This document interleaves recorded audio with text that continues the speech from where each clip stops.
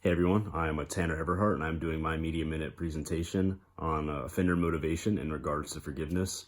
And so before I kind of get into offender motivation and all that, I kind of want to talk about why I picked this topic. And I mainly picked it because I'm a huge proponent of forgiveness and I believe that nothing's really unforgivable. I feel like if the offender has the right intentions and is very meaningful in what they say, that, and they're actually seeking forgiveness, that forgiveness should follow along afterwards. So basically, offender motivation is basically the motivation behind what the offender is trying to get from an apology, basically. So it's basically an offender who has offended someone, obviously, and is seeking forgiveness. And if they're trying to do it in the right way, what's the motivation behind it? Are they, really trying to seek forgiveness, or is it more for self-righteousness?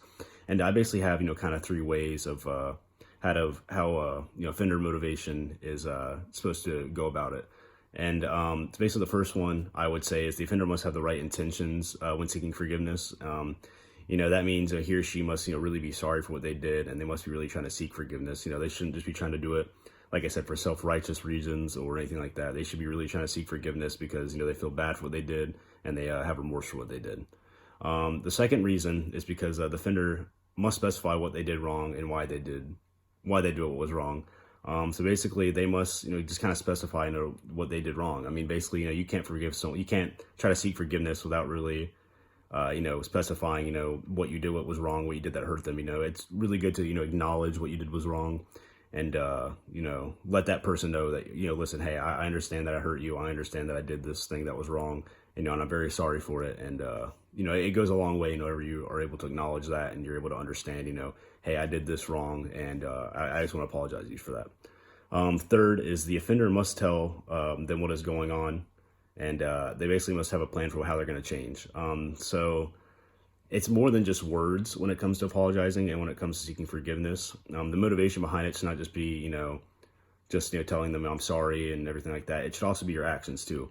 So if you mess up on something, you should tell them how you're going to fix it, and how you're going to change what you did and how you're going to make it better.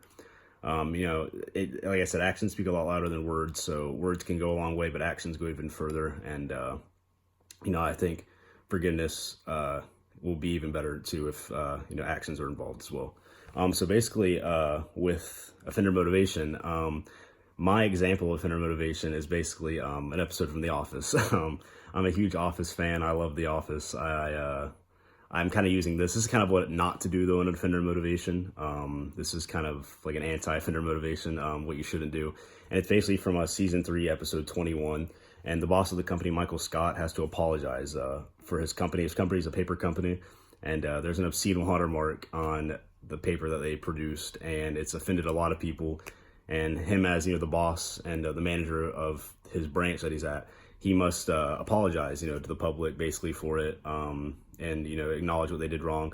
And instead of really trying to make his company look better, and instead of really being remorseful of what happened and trying to help the situation, he instead is more self-righteous about it and is kind of going about it, like I said, more in a self-righteous way, and is